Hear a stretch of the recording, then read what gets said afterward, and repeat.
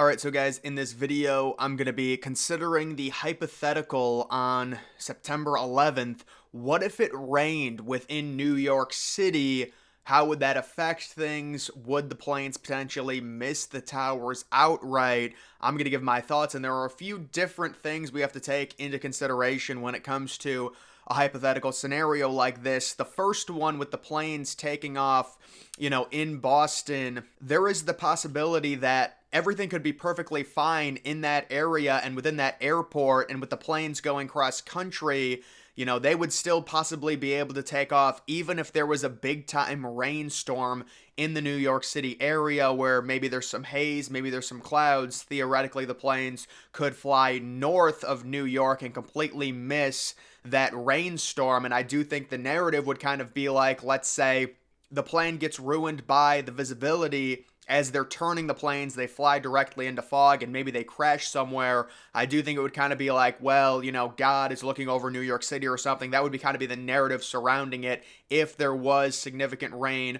within New York City. Now, when it comes to significant rain, based on how tall the Twin Towers are, you would need some pretty big coverage of fog and really torrential downpours to make the towers invisible. I do think the North Tower, depending on how, if the visibility is zero in New York City, then yes, they would completely miss the towers. These are not trained pilots doing this, but you would think because the North Plane hit directly smack dab in the middle, it was flown, directly into it. I still think even with a little bit of rain, the North Tower would have been hit. The South Tower, on the other hand, I do think even if it's just a little bit of rain, it probably would have missed, considering the way the plane kind of nosedived into the side of the South Tower, barely hitting it on a perfectly sunny day with zero clouds or anything. The visibility was absolutely pristine. So I do think, depending on what type of rain and visibility you're talking about, even with just a little bit of rain, the South Tower possibly could have been spared and the plane would have crashed somewhere else within lower Manhattan. Maybe the best case scenario would be it would crash in the Hudson River. Now, I don't know if that would have happened, but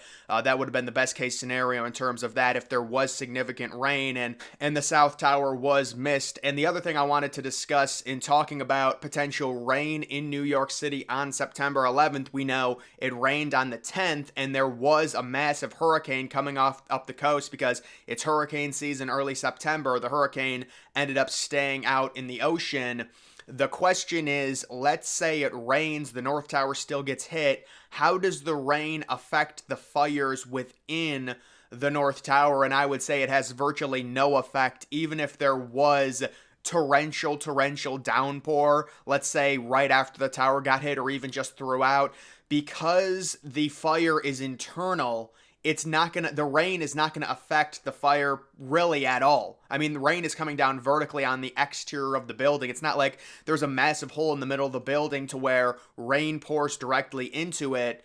Obviously, the Twin Towers, even after they got hit, their roof was still perfectly fine. So the rain would have been blocked off from entering, and it's not like rain could have put the fires out. It's virtually impossible considering the fires were all internal. Yes, that you could kind of see them on the exterior burning on the side, but most of the damage happened to the inner core, and there's really no way to put a fire like that out unless you get some crazy wind gust to where the rain is virtually coming sideways at a 30-degree angle, which is extremely unrealistic unless there's like hurricane weather. You're just not going to have rain act like that because wind will never be strong enough unless it is just a crazy hurricane or something like that. So I do think in a hypothetical to where, and this is possible, you could get a scenario where you're taking off from Boston to LA, there's a thunderstorm in New York, but it's perfectly fine in Boston, and they fly over or to the north of the rain that's happening in New York City off of the water.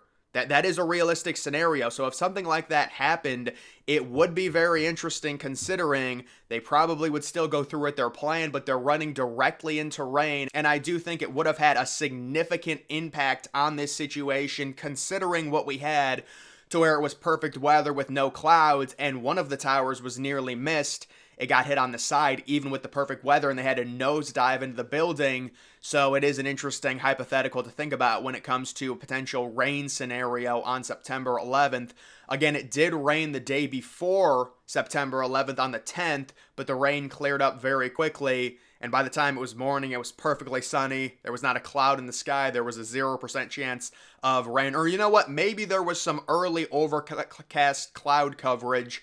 There are a few photos that have popped up I've seen recently claiming to be taken on the morning of September 11th, and you can see some cloud coverage off in the distance, but by about 8:30 there were no clouds within the lower Manhattan area. It was perfectly blue sky, sunny day, and that obviously made it easier to hit the towers with no visibility problems. But if you're talking about huge visibility problems, I think they both miss just based off of the situation. If you're talking about some slight rain, maybe some turbulence, things like that, I still think the North Tower might get struck, but the South Tower would have an extremely small percent chance of being hit. Now, where the airplane would go and crash into, I mean, undoubtedly it would crash somewhere. I don't know where it would crash into, though. It's kind of impossible to speculate. I mean, you could say based off of its angle, maybe to the north or south of the South Twin Towers where it would hit. Maybe, probably, I would say maybe to the east of the South Twin Tower. And another thing to take into consideration when you talk about the weather is because of how tall the towers were, you could get an overcast day where the cloud coverage was low enough to be covering the towers at least partially. Now, normally that happened right in the morning, right kind of at dusk. But in general, that's another plausible thing that could happen. It wasn't all that common, but it's not really a situation where you need a thunderstorm to make the towers invisible. You could just get an overcast day with the clouds hanging really low. Because of how tall the towers are, it could block them out or really significantly hinder visibility, which would be another obstacle in terms of hitting them.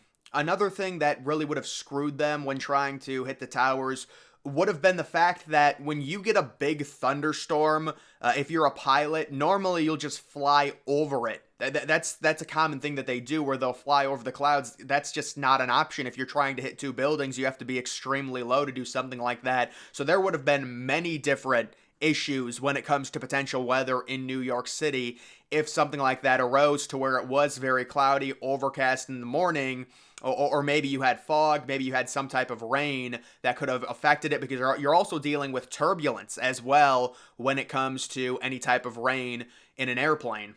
So in essence, when it comes to a scenario like this, I do think it is very likely that one or possibly both of the planes would have missed due to the weather, maybe even just high winds possibly affecting it. Any little thing that could have been different could have affected this situation and really changed it just based on how tall the buildings are, with possible haze, possibly a foggy morning.